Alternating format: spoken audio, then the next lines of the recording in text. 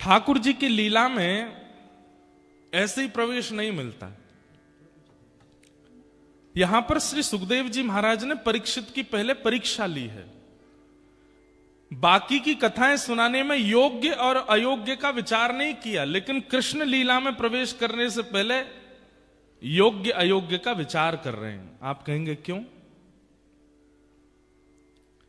देखो, खुले कहीं भी लाइव शोज चल रहे हो, कॉन्सर्ट चल रहे हो, पार्टी चल रही हो, ऊधम चल रहे हो, तो वहां सब चले जाते हैं, कोई दिक्कत नहीं है। पर सरकारी कोई क्रम चल रहा होता है ना, तो वहां पर इनवाइटेड ही अलाउ होते हैं, और इनवाइटेड भी वो होते हैं जो उस सभा के लायक होते हैं। अगर अनइनवाइटेड या फिर चलता फिरता कोई भी व्यक्ति अंदर आ जाएगा तो सरकारी विचारों को, सरकारी कामों को ठेस पहुंच सकती है, बाहर जाकर के कुछ भी बता सकता है, और उससे लोगों के अंदर मिसअंडरस्टैंडिंग हो सकती है। बहुत ध्यान से सुनिएगा, ठाकुर जी की लीला और श्री जी की लीला, वो बात अलग है कि आजकल यूट्यूब पे आप सब लोग सुन लेते हैं, पर वहां भी हम 100% नहीं सुनाते हैं। क्यों?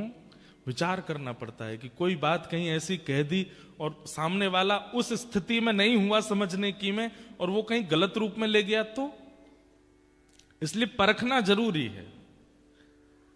सुखदेव जी महाराज ने भी परीक्षित को परखा। कैसे परखा? अब पूरी कथा तो हम नहीं बताएंगे, लेकिन इतना पता है कि परीक्षित 7 दिन में मरने वाला था। उसको 7 दिन में मृत्यु का श्राप मिला था,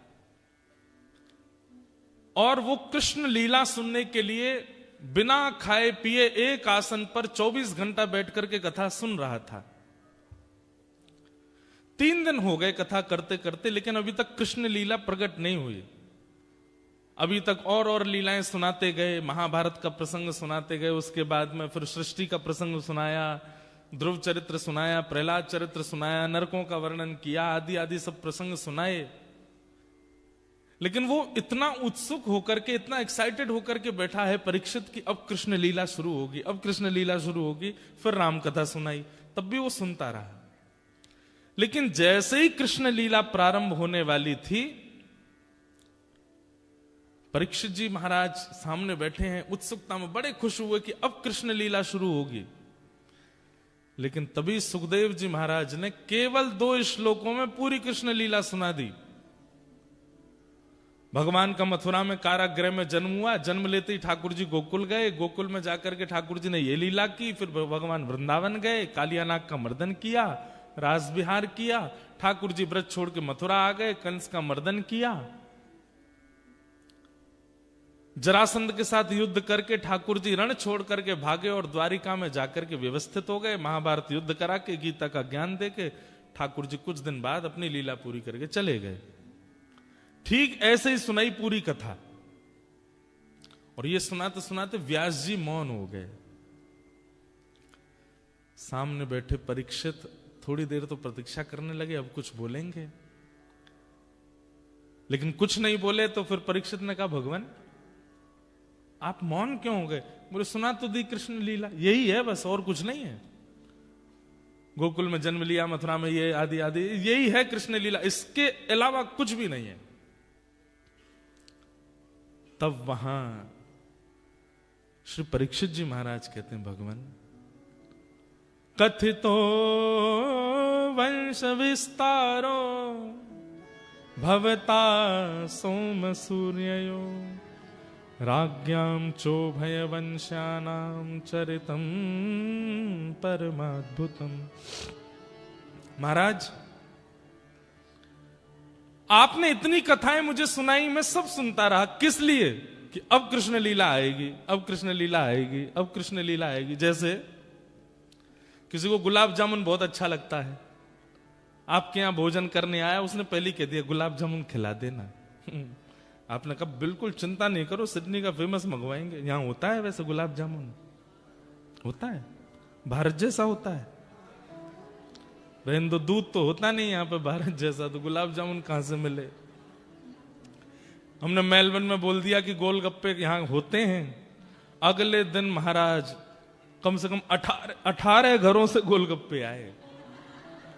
एक होता है कि आप ठाकुर जी का वर्ण करो, कथा सुन के, आचार्यों की कृपा से, रसिकों की कृपा से, गुरुजनों की कृपा से आप ठाकुर जी को चुनो, ये एक सामान्य बात है। इसमें भगवत प्राप्ति में बहुत समय लगता है जब आप ठाकुर जी को चुनते हैं।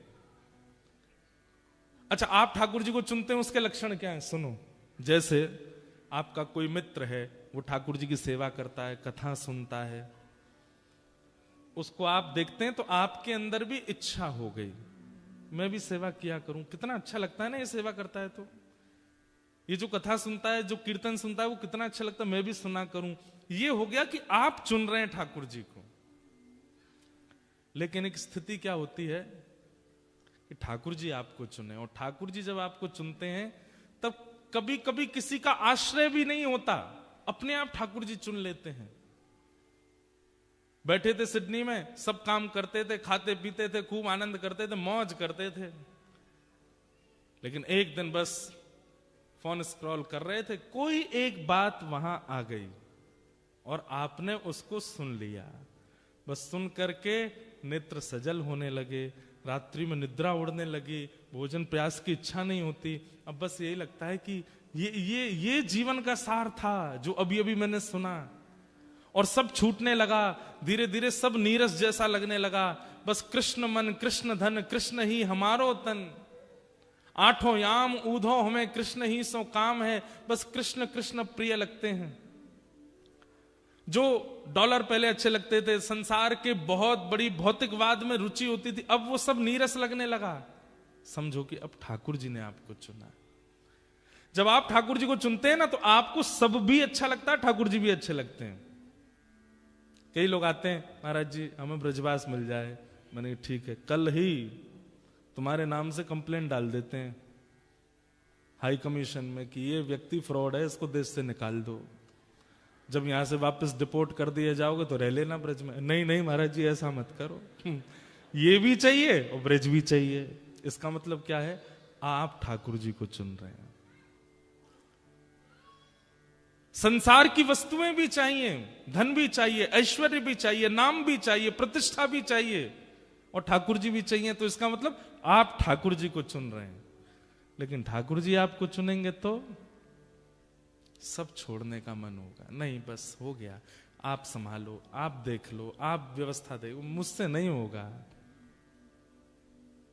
इसलिए हमारे श्री आज ही मैं जब आ रहा था तो रूप गोस्वामी जी का एक मैं श्लोक पढ़ रहा था।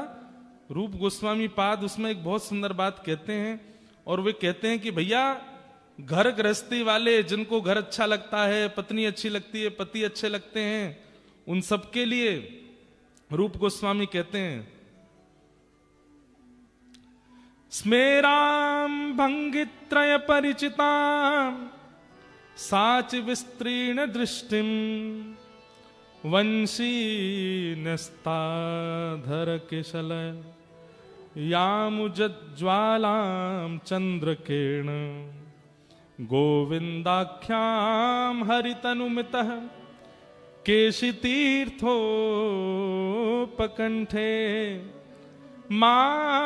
मापेक्षिस्थित तव यदि सखे बंधु संगे स्थिरंग।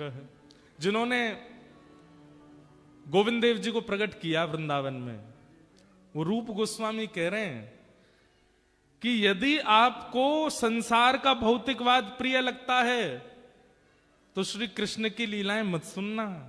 बोले क्यों? बोले यदि त्रिभंग लली श्याम सुंदर की लीला सुन ली और उस लीला को सुनते समय तुम्हारे नेत्रों से आंसू आ गए और आंसू निकलते ही श्री कृष्ण को यदि तुम भागे तो फिर तुम किसी और के हो नहीं पाओगे, केवल इनके ही रह जाओगे। इसलिए जिसको बाकी सब कुछ प्रिय लगता है वो जितना हो सके ठाकुर जी से दूर रहे, क्योंकि अगर इनने पकड़ लिया तो फिर किसी के नहीं हो पाओगे। सब प्रिय लगे और कृष्ण भी प्रिय लगे, इसका मतलब आप ठाकुर जी को चुनते हैं। लेकिन कृष्ण प्रिय लगे, बाकी सब कुछ प्रिय ना लगे, इसका मतलब ठाकुर जी आपको चुन रहे हैं। और ये स्थिति बन गई है किनकी? परीक्षित की।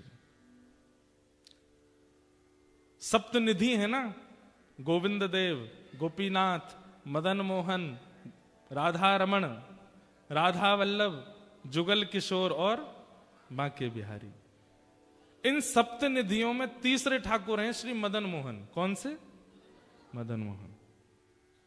बिहरत निस दिन कुंज गलिन में, ब्रज जन मन सुख धाम। मदन मोहन को रूप निरख, सनातन बलि बलि जाए। वृंदावन प्यारो वृंदावन, श्री वृंदावन। मदन मोहन लाल, एक बात आपको हम बहुत रहस्य की बता रहे हैं, ध्यान से सुनिएगा। वृंदावन के सप्त निधियों में जो श्री मदन मोहन जी है ना, ये ऐसे ठाकुर हैं कि ये ऐसों को चुनते हैं जिनका दूर दूर तक इनसे कोई संबंध नहीं था। जिसने कभी कथा नहीं सुनी, जिसने कभी तिलक नहीं लगाया, जिसने कभी गुरु आश्रय नहीं लिया, जिसने कभी सत्संग नहीं किया, ऐसों को चुनने की आदत है। किनको? मदन मोहन जी को।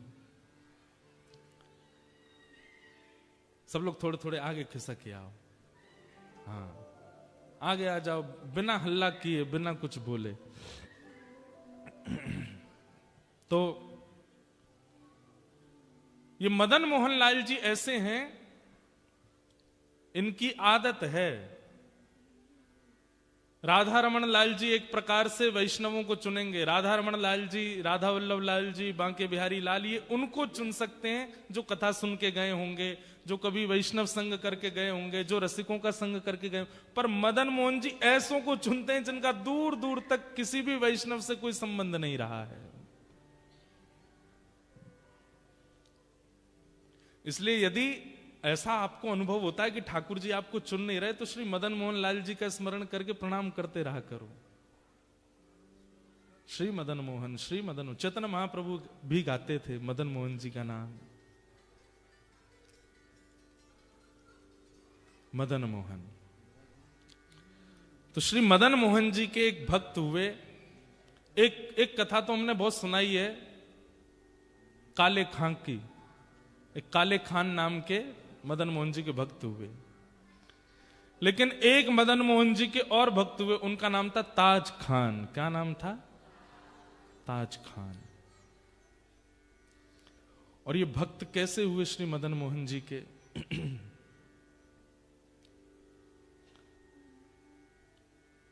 इनकी सुंदर सुंदर रचनाएं भी हैं। और मदन मोहन जी जो हैं ये करौली राजस्थान में विराजते हैं, प्रगटे वृंदावन में। लेकिन फिर मुगल आ गए थे, मंदिर तोड़ते थे, तो इसलिए कई ठाकुर बाहर गए। तो मदन मोहन जी पहले जयपुर गए, फिर जयपुर से करौली गए। और जयपुर से करौली गए, उसके पीछे भी बड़ी सुंदर कथा है। जयपुर के राजा, उनको सौभाग्य मिला 3 ठाकुरों की सेवा का, गोविंद देव, गोपीनाथ और मदन मोहन। तो गोविंद देव गोपीनाथ आज भी जयपुर में ही है, लेकिन मदन मोहन जी जो है ये राजस्थान में करौली जगह है, वहां विराजते हैं। तो जयपुर से करौली क्यों गए कि राजा की जो बेटी थी उसका विवाह हुआ।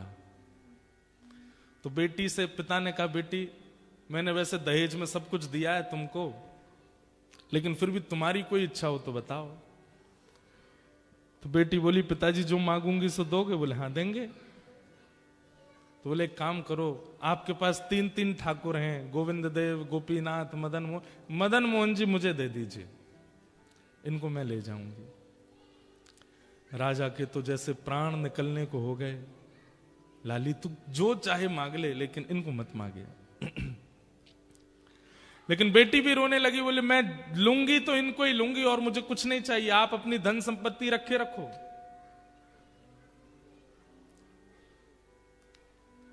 अंत में राजा मान गए, ठीक है देंगे, लेकिन एक परीक्षा होगी। बोले क्या? 7 विग्रह रखे जाएंगे और तुम्हारी आंख पर पट्टी बांधी जाएगी, स्पर्श करके तुमको बताना पड़ेगा। अगर तुमने सही मदन मोहन जी बता दिए तो तुमको मिलेंगे, नहीं तो नहीं देंगे। बेटी बोली ठीक है। 7 विग्रह बने, एक जैसी कद काठी, एक जैसा स्वरूप, मुख आदि सब कुछ। बेटी से कहा आंखों पे पट्टी बांध करके अब तुम जाओ, स्पर्श करके बताओ कौन से मदन मोहन जी। रात भर उनकी बेटी रोई, मदन मोहन जी से बोली, जय जय, मेरा मन है कि मैं आपको करौली ले जाऊं, पर मैं आपकी भी जानना चाहती हूं, आपकी इच्छा है कि नहीं मेरे साथ जाने की?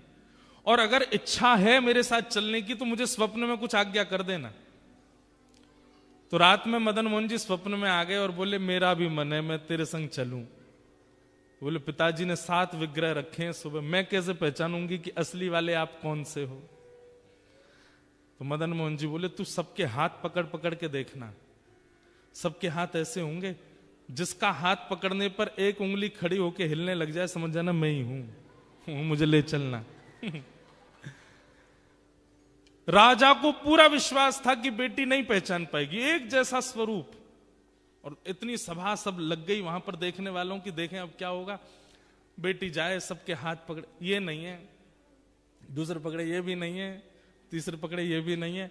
अब जैसे चौथे ही थे मदन मोहन जी, राजा घबराया कहीं पहचान नहीं जाए। जैसे ही हाथ पकड़ा, पहले नाटक करती मुख पकड़ने का, ग्रीवा पकड़ने की, चरण पकड़, जैसे ही हाथ पकड़े सोई ठाकुर जी ने अपनी एक उंगली उठा के हिला दी। बेटी तुरंत बोली पिताजी ये है मदन मोहन जी। राजा के नेत्र सजल हो, बोले हाँ यही हैं, लेकिन सुन लाली इधर आ, उंगली हिलते हुए मैंने भी देख ली थी, इसलिए तू इस बात की चतुराई मत कर कि तू लेके जा रही है, तूने पहचाना, मैं इसलिए ठाकुर जी को दे रहा हूं क्योंकि वो भी जाना चाहते हैं, इसलिए ले जाओ। तो श्री मदन मोहन जी दहेज में आए, करौली राजस्थान। एक बार बंधुओं भारत जाइए, हमारे कहे से ना ये सबके दर्शन करके आना। करौली में मदन मोहन जी, पन्ना मध्य प्रदेश में जुगल किशोर जी, जयपुर में गोविंद देव गोपीनाथ जी, बाकी के 3 हमारे राधा वल्लभ राधा रमन बिहारी जी वृंदावन में है, सप्तनिधियों के दर्शन।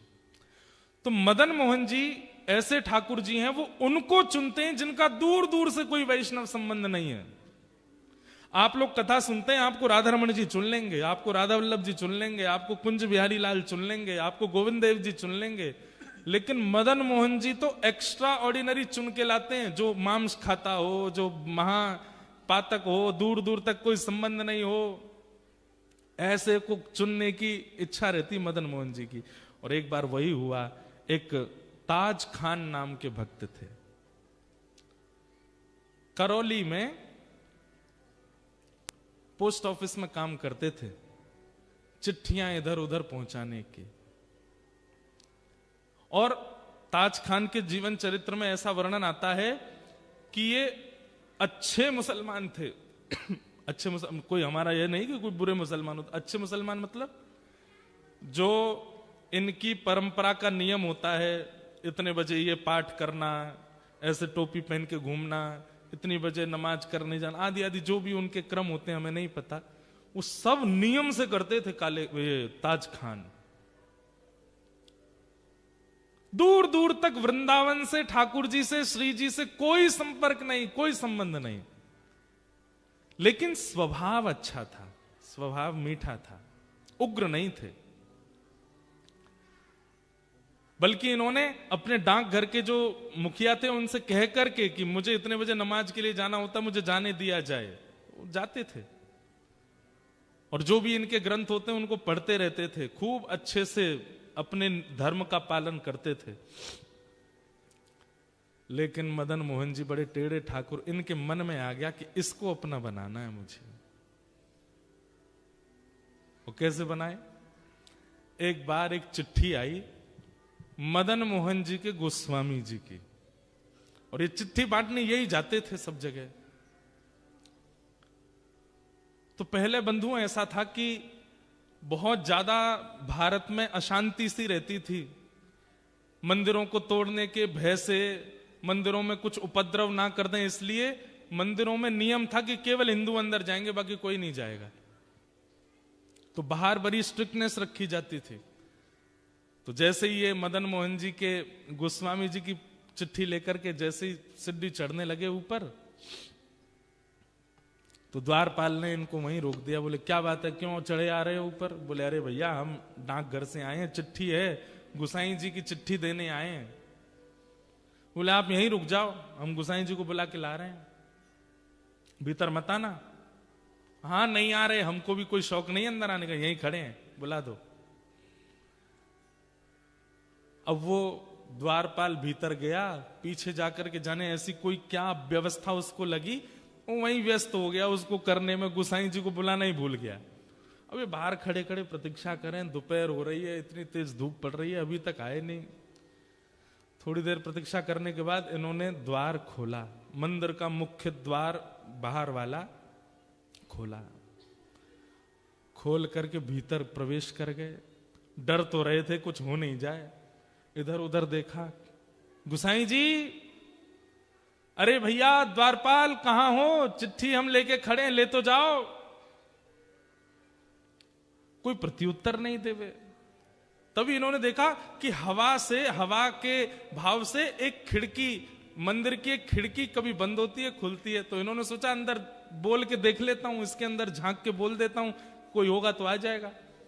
ये जैसे ही गए, खिड़की खुल रही थी बंद हो रही थी, खुल रही थी बंद हो रही थी। जैसे ही इन्होंने वहां अंदर झांक करके भीतर, गुसाई जी बोला ही और नेत्र खोल करके देखा तो सामने मंदिर में श्री मदन मोहन जी का इनको दर्शन हुआ।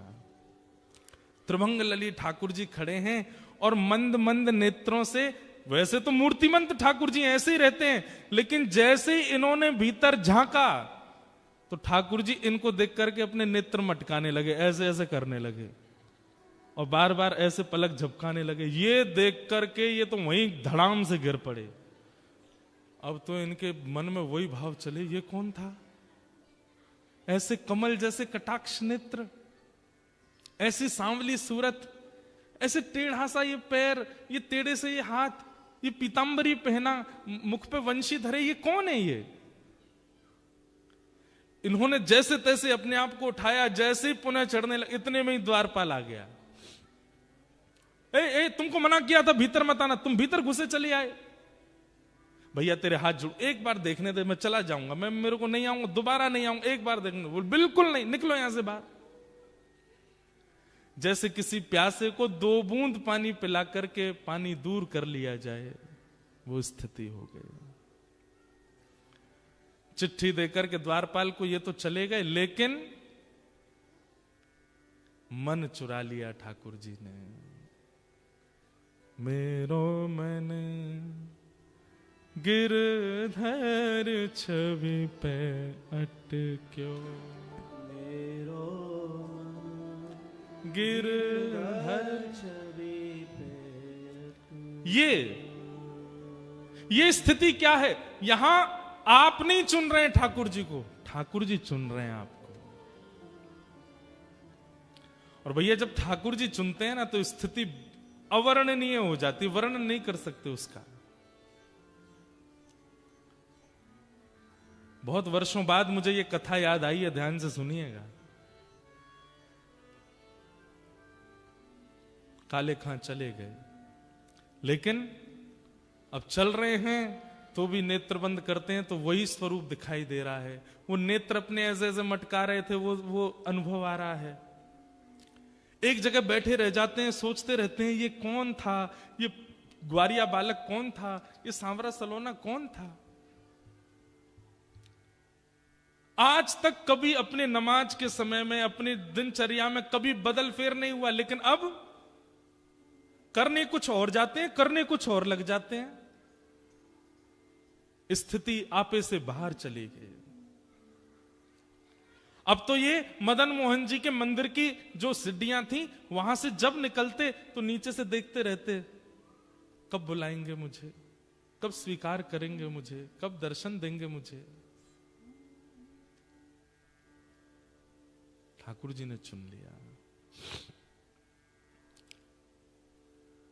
अब तो इनकी स्थिति ऐसी हो गई, जैसे एक प्रेमी होता है ना, उसको कोई प्रिय लग जाए तो वो जैसे बावड़ा सा हो जाता है, पागल सा हो जाता है, खाना पीना छोड़ देता है, सोना छोड़ देता है। एक तरफा प्रेम जो होता है, एक तरफा प्रेम में कई बार जो प्रेमी लोग होते हैं, मैंने सुना है ना एक तरफा प्रेम में क्या होता है कि जो प्रेमी होता है वो अपनी प्रियतमा को पहले तो प्रेम से मनाता है, फिर जिद से मनाता है, और नहीं तो फिर धमकी देता है। क्या धमकी देता है? या तो मुझे मिल जाओ, नहीं तो मैं प्राण त्याग दूंगा, नस काट लूंगा अपनी। ये सब भाव कहता है। बंधुओं, ये आजकल के लव बर्ड्स ऐसा करते हैं। लेकिन ये आजकल के लड़का लड़कियों का क्रिया नहीं है, ये हमारे प्राचीन भक्तों ने ऐसा किया ठाकुर जी के लिए। और काले खां उसी स्थिति में आ गए। बहुत दिन तक प्रयास किया कि ये मुझे कैसे भी ऊपर बुला लें, एक बार अपनी रूप छटा दिखा दें, लेकिन ठाकुर जी तो उनका स्वभाव है तड़पाना। जब नहीं दर्शन हुए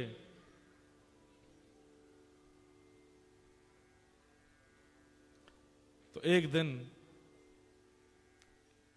काले खां ने कसम खा ली, बोले ठाकुर जी या तो मुझे दिख जाओ, या तो मुझे मिल जाओ, नहीं तो मैं अनशन व्रत पर बैठ रहा हूं, मृत्यु पर्यंत प्राण त्याग दूंगा।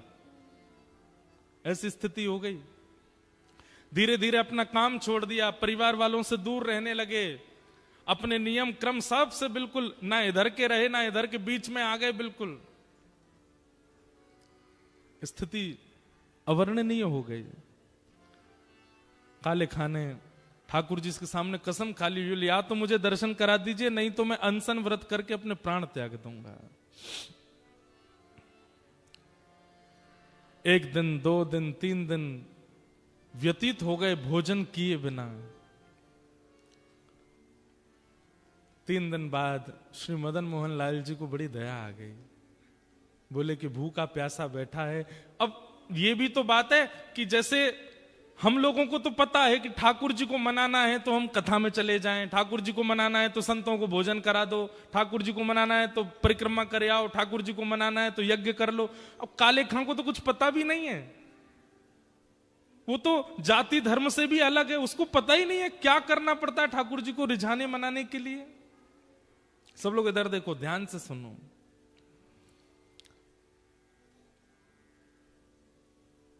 उसके पास यही तरीका था, ठाकुर जी के आगे कसम खाली, बोले मैं प्राण त्याग दूंगा, मुझे मिलो नहीं तो।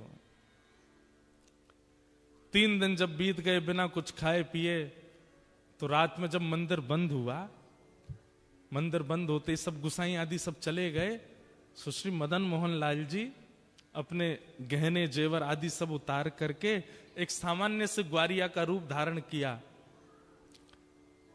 एक धोती पहनी, बगलबंदी पहनी, सिर पर एक स्वाफा बांधा, चंदन वंदन लगा था, सब मिटा दिया, बिल्कुल ऐसे हो गए साधारण से। आंखन में काजल लगा था, मीड़ मीड़ करके उसको फैला लिया कि मैं पहचान में नहीं आऊं। और जो भोजन की थाली श्री मदन मोहन जी की रात में रखी जाती थी, बंटा भोग बोलते हैं उसको, बंटा भोग श्री मदन मोहन लाल जी का जो रखा था, ठाकुर जी ने उसको उठाया खुद और निकल पड़े काले खां के पास। आहा, यहां पर मरणासन अवस्था में काले खां बैठा है, गला सूख गया है, आंखें मरने को हो रही हैं। और उस समय पर द्वार पर दस्तक होती है, खटखटाने की आवाज आती है। काले खां जैसे तैसे खिसक करके जाता है, जैसे ही द्वार खोलता है तभी सामने देखता है एक नन्हा सा कुमार बालक, आयु होगी 8-9 वर्ष की, सिर पर स्वाफा बांध करके और ऐसे कमर पर अपने थाली लेकर के, जैसे कोई बड़ी चीज होती है ना, तो माताएं जैसे हमारे भारत में मटकी उठाती हैं, कई बार विदेशों में माताएं बालक उठाती हैं ऐसे कमर पे, ऐसे ठाकुर जी थाली ऐसे रख करके कमर पे और दूसरे कमर पे हाथ धर के द्वार पे आके खड़े हो गए और आकर के बोले, तुम्हारा नाम काले खां है? काले खां बोले, हाँ भैया मेरा नाम काले खां है, पर तुम कौन हो?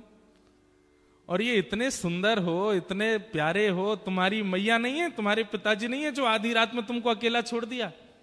अरे हम देखने में छोटे लगते हैं, वास्तव में तो श्री मदन मोहन जी मंदिर के हम टहलुआ हैं, रात भर चौकीदारी करते हैं। डोल डोल टहलुआ कहते हैं जो टहल टहल करके रखवाली करे। कई लोग होते हैं ना, उम्र तो बड़ी होती है दिखने में, वही है हमारा भी, उम्र तो हमारी बहुत है। कितनी उम्र होगी? बोले गिन नहीं पाओगे, 2-3 हजार साल के तो हैं हम। तो काले खां बोला मजाक कर रहा है भाई, छोटा बालक है, बड़ी बड़ी बात कर रहा है। अच्छा भैया मदन मोहन जी मंदिर से आए? बोले हाँ। क्यों आए?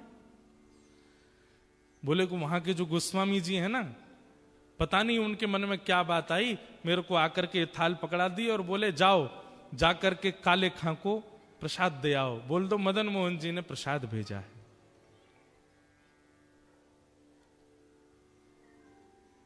काले खां बोले सुनो, इसको तुरंत वापस ले जाओ, एक कौर नहीं खाऊंगा इसमें से, ये मैं सब जानता हूं ये लीला कौन कर रहा है, ये वही छलिया, वही कपटी, वही मरकट बंधु, मुझे एक झलक दिखा करके इतना परेशान कर दिया और अब मेरे अनशन को तुड़वाने के लिए थाल भेज दी है।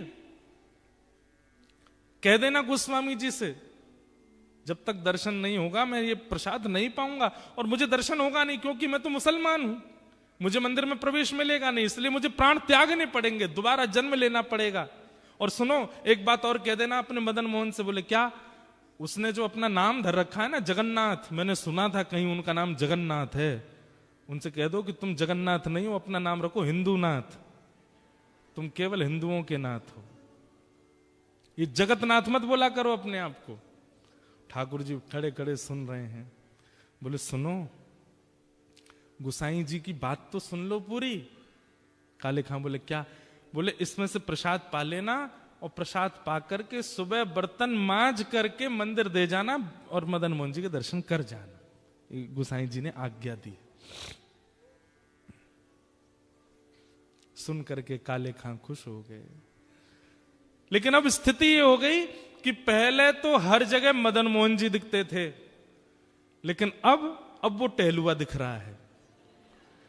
अब ये मोहन थार उठा में तब भी टहलुआ का स्मरण हो, पूड़ी उठा में तो भी टहलुआ का स्मरण हो, सब्जी खा में तो भी। अब ये मन में विचार करने लगे, मेरे मन में कोई रोग हो गया है, ये पहले तो मदन मोहन अच्छे लग रहे थे, अब उनका सेवादार ये टहलुआ अच्छा लग रहा है, कहीं ऐसा नहीं हो ये मेरे संग हो क्या रहा है, किसी ने टोना टोटका तो नहीं कर दिया मुझ पे। रात भर मन में विचार करने लगे, अपने मन से कहने लगे टहलुआ नहीं मदन मोहन, उनको याद करो। लेकिन याद करें मदन मोहन जी को, खड़ा दिखाई दे टहलुआ ऐसे थाली लेकर के।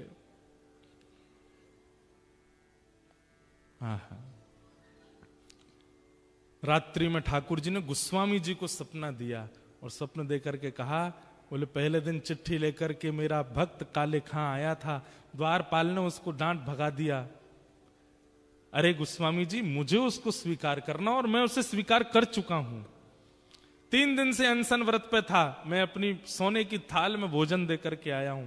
कल वो थाल धोकर के जब मंदिर आवे सब उसको रोकेंगे, लेकिन आप आकर के उसको भीतर बुला लेना, मेरा दर्शन कराना। गोस्वामी जी तो रात में ही उठ करके रोने लगे, बोले नाथ आपकी कैसी कृपा, आप जिसको स्वीकार कर लेते हैं फिर कुछ विचार नहीं करते।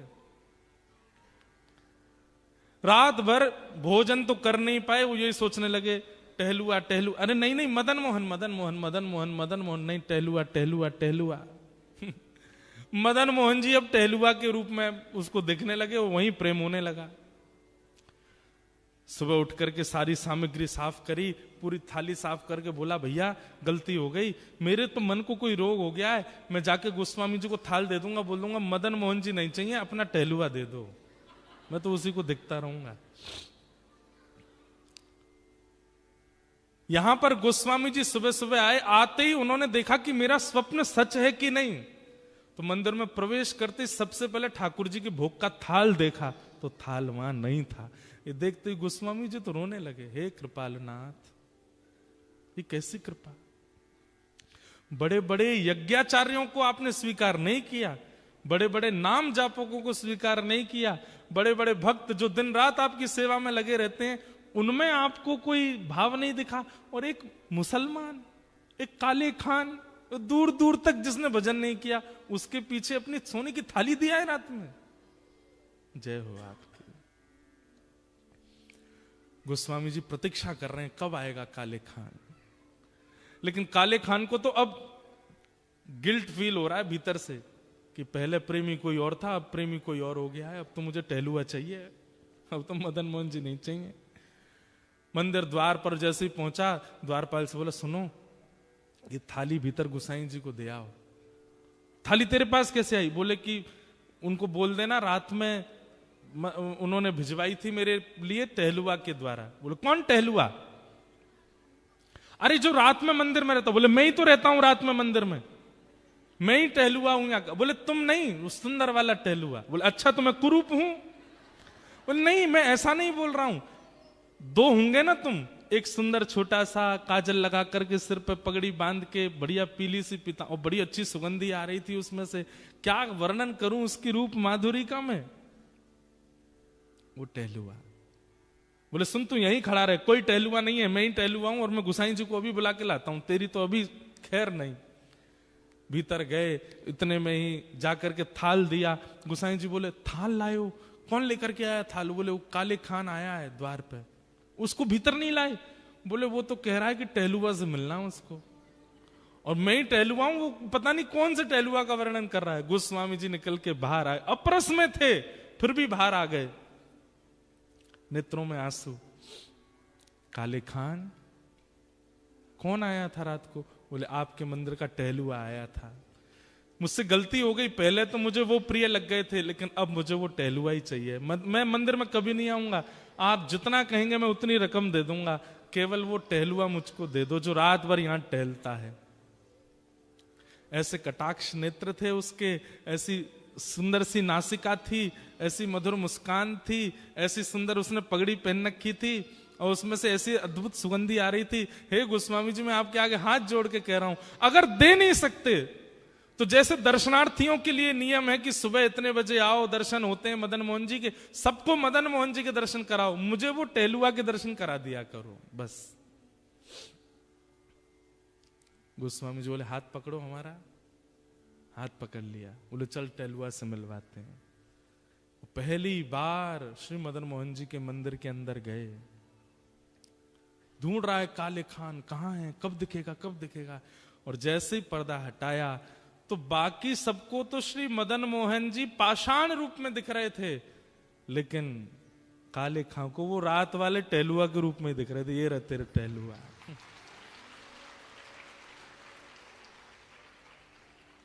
नेत्र सजल हो गए, वो सजल होकर के बस उसी दिन मदन मोहन जी के श्री चरणों को प्रणाम किया। बोले स्वयं ठाकुर जी टहलुआ बन के आए मेरे घर पे,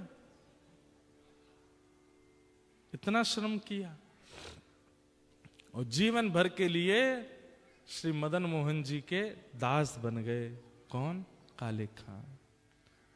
काले खान की कुछ रचनाएं हैं, ये रचना आज भी वहां गाई जाती हैं ठाकुर जी की आरती के बाद। आहा, परीक्षित ठाकुर जी के द्वारा चुना गया है, इसलिए 3 दिन से अनवरत कथा सुन रहे हैं।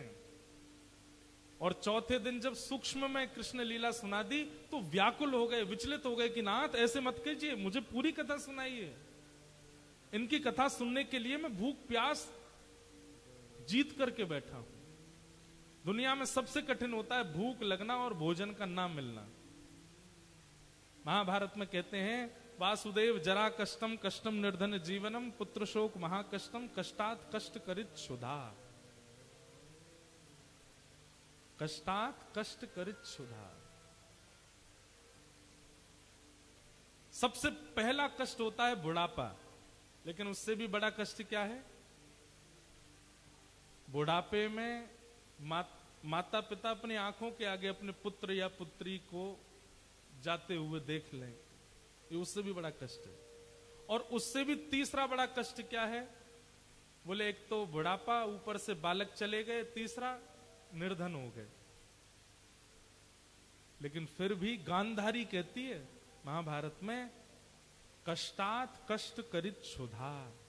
भूख लगना और भोजन का ना मिलना ये सबसे ऊंचा कष्ट है। इस कष्ट के आगे बुढ़ापा, बच्चों का चले जाना और निर्धन हो जाना भी कोई बड़ी बात नहीं है। ये बात हम क्यों कह रहे हैं? परीक्षित उस भूख को जीत करके बैठा है केवल कृष्ण लीला सुनने के लिए, और कहता है कि नाथ मुझे लीला सुनाओ, मुझे कथा सुनाओ। सुखदेव जी महाराज कहते हैं कि अच्छा एक काम करते हैं, मैं तुम्हें सुनाऊंगा, थोड़ी देर कुछ बाहर जा लो, कुछ खा पी के आ जाओ, थोड़ा आराम कर लो, फिर सुनाऊंगा। तो कहते हैं कि महाराज आप जो कथा सुना रहे हैं ना, सही बता रहा हूं, इस कथा रूपी शब्द से मेरा पेट भी भर रहा है, मेरी प्यास भी बुझ रही है, और निद्रा के लिए जो शरीर को आवश्यकता आराम की होती है वो आराम भी हो रहा है मेरा। मुझे भूख नहीं लगती, मुझे प्यास नहीं लग रही है, मुझे निद्रा नहीं आ रही है। आपके मुख से कथा सुनकर के मुझे बहुत सुख का अनुभव हो रहा है, कृपा करके ये कथा ही सुनाओ।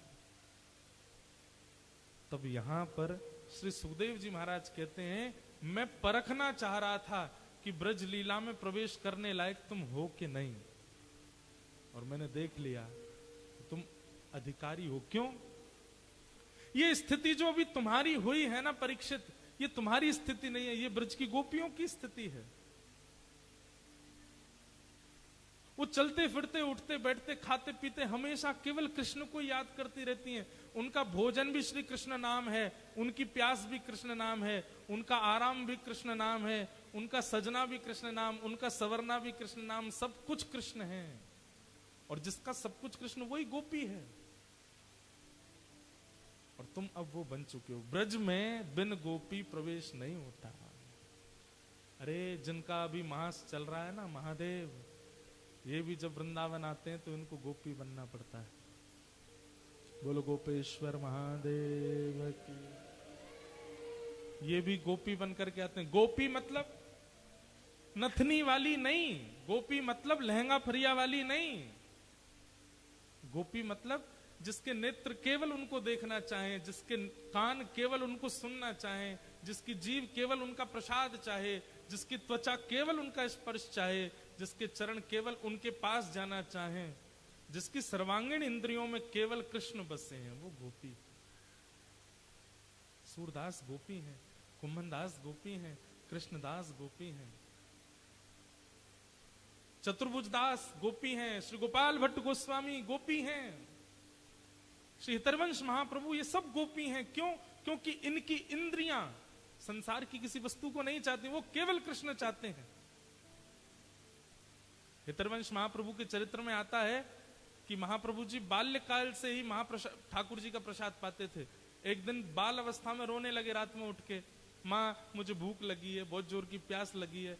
तो इनकी जो माता जी थी तारा देवी, मन में विचार करने लगी, आधी रात में लाला को भूख लग रही है। अब छोटे बालक को भूख लगती है तो माँ दूध पिला देती है, कुछ खिला देती है।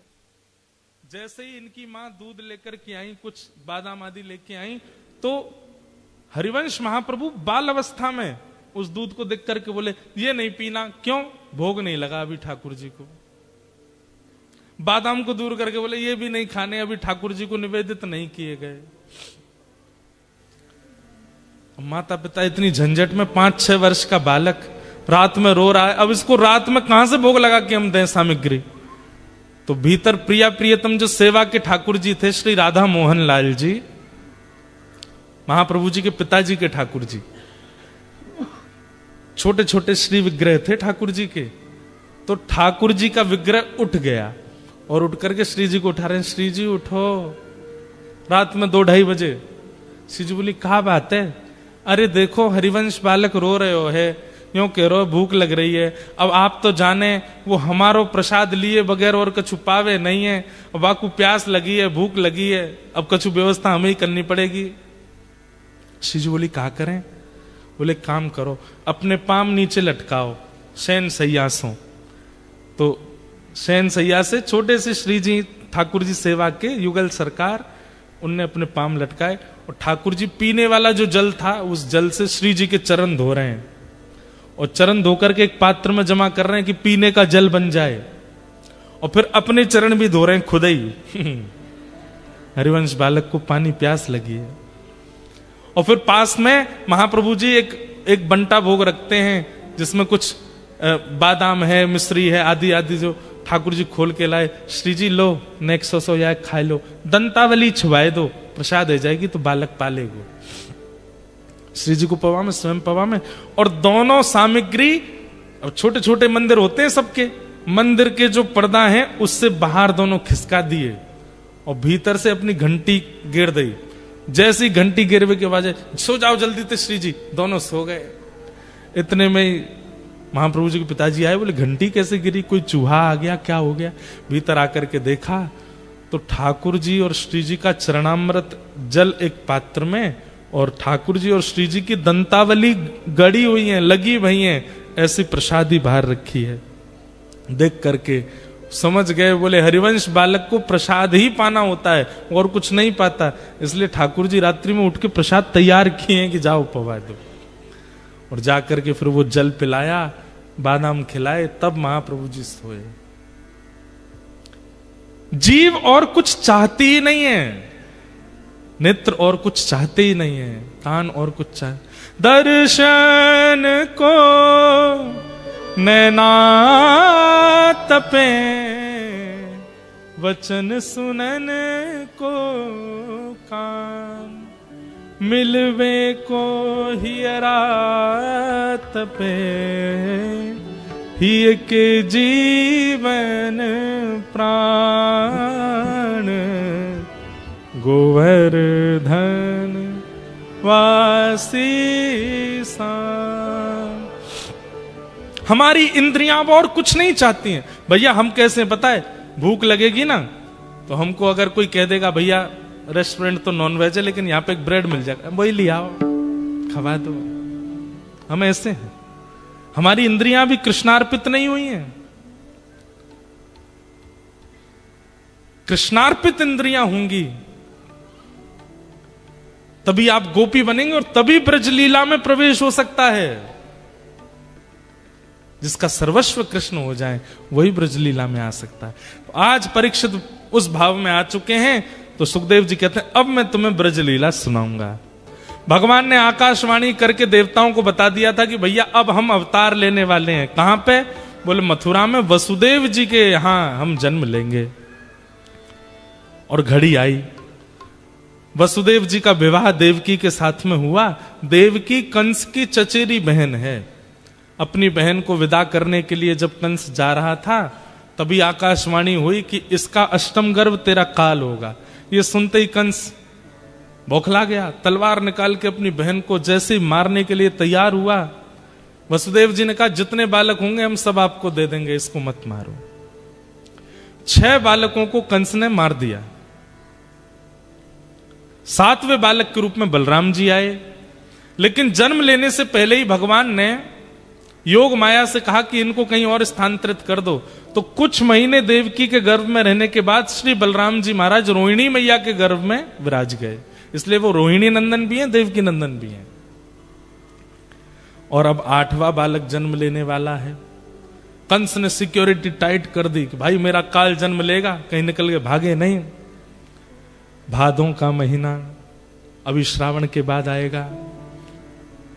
भादों का महीना, अष्टमी तिथि, मंदम मंदम जलधरा। बंधुओं आपने पता नहीं अनुभव किया कि नहीं, हमारे ब्रज वृंदावन में बारिश कभी हो चाहे नहीं हो, जन्माष्टमी को जरूर रिमझिम बरसेगी ही। भागवत में उसका वर्णन है, मंदम मंदम जलधरा। कभी जन्माष्टमी पे वृंदावन में मंदिर में मत जाना, नहीं तो पिच जाओगे, चटनी बन जाओगे।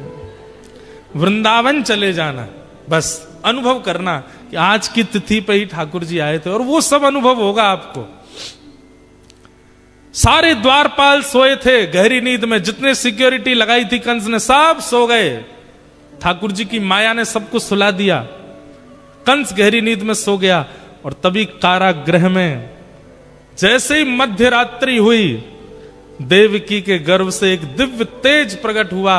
और जैसे ही वो तेज विश्राम हुआ, शंख चक्र गदा पद्मधारी चतुर्भुज रूप में भगवान श्री कृष्ण प्रकट हो गए। बोल बाल कृष्ण लाल की।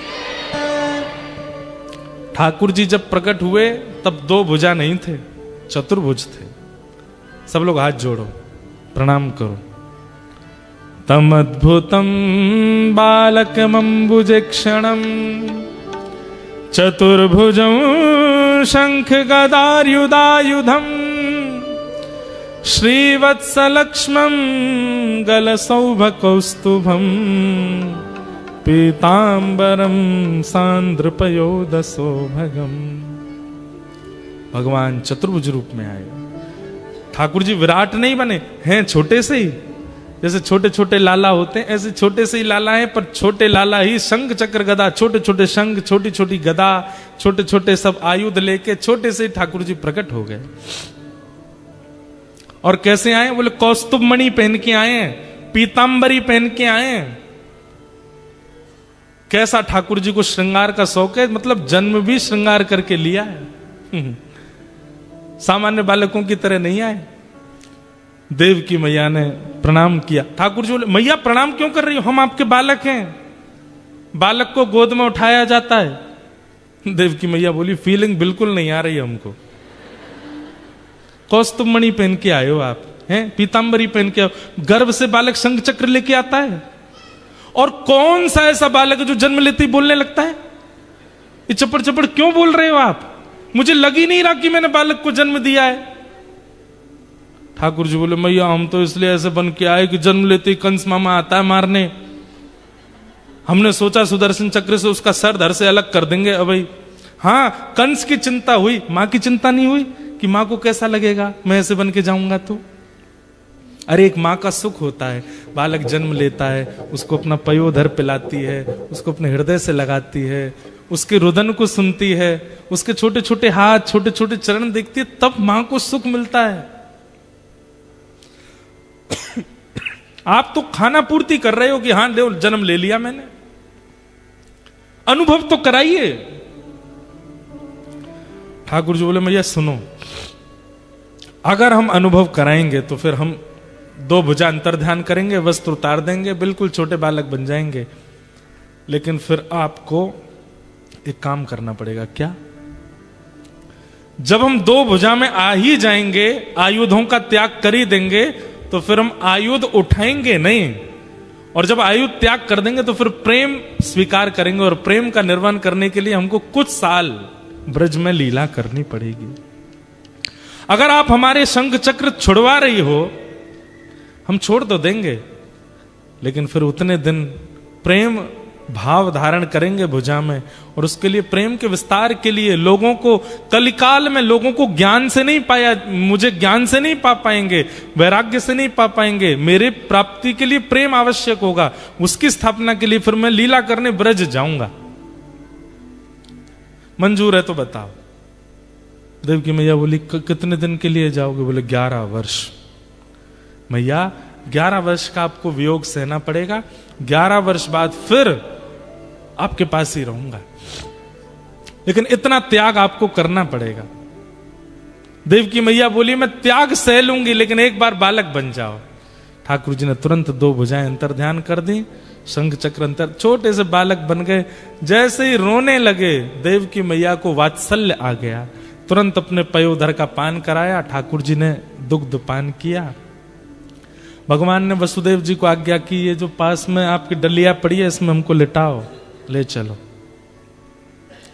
वसुदेव जी अपनी हथकड़ी दिखाने लगे, पैरों की बेड़ियां दिखाने लगे, बाहर दरबान सोए हैं, ताले लगे हैं, सब दिखाने लगे। कैसे लेके जाऊं, इतना बंधन है। ठाकुर जी बोले मेरा आश्रय लेने से पहले जो व्यक्ति बंधन गिना देता है वो मेरा कभी नहीं हो पाता। बंधन मत गिनवाइए, ये रुकावट है, ये रुकावट है, ये रुकावट है, मुझे नहीं बताओ, सीधे चरण पकड़ो। मेरा काम है बंधन खोलने का, मैं खोल दूंगा, आप तो बस मुझे लो अपने पास। बंधन मत गिनवाया कि हम ऑस्ट्रेलिया में रहते हैं, सिडनी, यहाँ पे काम बहुत होता है महाराज जी, सैलरी कट जाती है, यूं हो जाता है, त्यों हो जाता है, यहाँ पे तो हमको खान पान में थोड़ा सा ध्यान नहीं रखना पड़ता, सब कुछ खाना पड़ता है, ऑस्ट्रेलिया है महाराज जी। बंधन मत गिनवाया कीजिए, सीधे ठाकुर जी के आश्रित हो जाइए। बंधन करवाना और बंधन निभवाना ये ठाकुर जी की जिम्मेवारी है। ठाकुर जी से कह दिया करो नाथ हम ऑस्ट्रेलिया में रहते हैं, यहां ये व्यवस्था है, लेकिन फिर भी हम वैष्णव रूप धारण कर रहे हैं, हम आपके चरण पकड़, अब आप देख लेना, आप जानो आपका काम जाने। ठाकुर जी देखना फिर कैसी बंसी बजाएंगे। कोई सामने से आपको प्रस्तुत भी करेगा ना कुछ अभद्र वस्तु, आप लेने के लिए हाथ भी बढ़ाओगे तो ठाकुर जी ऐसा कुछ करेंगे कि वो वस्तु गिर ही जाएगी, नहीं जाएगी मुख तक। ये ठाकुर जी करेंगे लीला। कोई अयोग्य व्यक्ति जीवन में आ रहा होगा ना, और आपके जीवन पर पूरा आक्रमण करने ही वाला होगा, उससे पहले ठाकुर जी ऐसा कुछ करेंगे कि नहीं आ पाएगा वो जीवन में। आप एक बार आश्रय लीजिए, बंधन मत गिनाइए। हम कैसे आवे ब्रजधाम, यहां से बहुत दूर है, बहुत महंगी फ्लाइट होती है, यूं होती है, त्यों होती है, ऐसा होता है, वैसा होता है, ये होता है, वो होता है। आपको हम सत्य बता रहे हैं, भक्ति पथ ऑस्ट्रेलिया के सब लोग बैठे हैं यहां पे। हमने बिल्कुल इन लोगों से कही, मैंने पैनिक मत करना, 4 लोग आवे चाहे 4000 लोग आवे, सुनने वाले आने चाहिए, भीड़ नहीं आवे, कोई जरूरी नहीं 4 आवे 4000 आवे। पैनिक, अब मैंने कि 4 आवे तो दुखी मत होना, 4000 आवे तो फूलना मत, जितने आ जाए बस प्रसन्न रहो, ठाकुर जी पे छोड़ो, ठाकुर जी सब मंगल करेंगे, और सब मंगल हो रहा है। अभी तक सारी उत्सव इतने बढ़िया से हुए सब जगह। आपको हम बहुत बढ़िया लग रहे हैं ना, मंच पे बैठे बढ़िया लग रहे हैं लग रहे हैं, लेकिन हमारी स्थिति पूछ लो एक बार। भारत से आए, जेट लैग भी नहीं उतरा हमारा, सुबह 6 बजे मेलबर्न पहुंचा मैं, कड़कती ठंड में, आकर के 7 बजे घर पे जैसे तैसे लेटे, इतने में सूर्य नारायण आने लगे आंखों पे। उठो, उठ करके ठाकुर जी की सेवा करी, इतनी लंबी नींद पूरी नहीं हुई, पर कथा करी मेलबर्न में, 3 दिन तक वहां कथा करी, लोगों से मिले, सोने का कोई ठिकाना नहीं। कथा विश्राम करके रात में भाग गए तस्मानिया। हमको क्या पता था कि तस्मानिया बिल्कुल ही साउथ पोल में जाके आता है। मुझे तो लगा जैसे मेलबर्न सिडनी है वैसे ही होगा, पर वो तो बिल्कुल ही अलग ही है, वहां रोड से तो जाते ही नहीं लोग। वहां पहुंचते ही, जाते ही एयरपोर्ट से बस चाय पी है, थोड़ा कुछ पाया, सीधे हमको पहाड़ों में घुमाने ले गए। घूमना भी है भैया, इतनी दूर आए हैं तो घूम घाम के आए। कमर बोल गई, बोले मुझ पे दया करो। इतने में कथा का समय हो गया, कथा करी। रात में आकर के जैसे तैसे 1 बजे लेटे, पूछा भाई सुबह क्या है क्रम? 7 बजे एयरपोर्ट जाना है, फ्लाइट है, ब्रिस्बेन जाना है। मैंने कि थोड़ा नहीं सो सकते? बोले नहीं सो सकते, फ्लाइट छूट जाएगी। भागे। अच्छा, एयरपोर्ट पे भी अलग माजरे हो रहे थे हमारे संग। हम 10-11 लोग और कम से कम 30 बैग, मतलब आधा प्लेन तो हमने ही कब्जा कर रखा था उस पे। उसमें कभी किसी का सामान भारी हो रहा है, कभी किसी का हल्का हो रहा है, कभी कुछ हो रहा है, कभी कुछ हो रहा है। जैसे तैसे करके ब्रिस्बेन गए, गोल्ड कोस्ट गए, अब यहां आए, आज सुबह ही पहुंचे। गला, आंख, कमर, मतलब सांस भी गरम गरम आ रही है अब तो हमको। कानों से भी धुआं सा ही निकल रहा है। वाह, आपको दया आई हम पे।